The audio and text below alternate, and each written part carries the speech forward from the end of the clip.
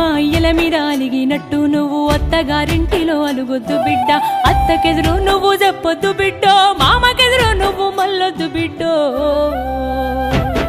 అది అత్తగారిల్లే బిడ్డో, బతుకు కత్తి మీది సాము బిడ్డ, జర్రయాదిలా జర్రయాదిలా జర్రయాదిలంచుకోవే బిడ్డో, అడుగు పెడుతున్న దత్తోరిల్లు.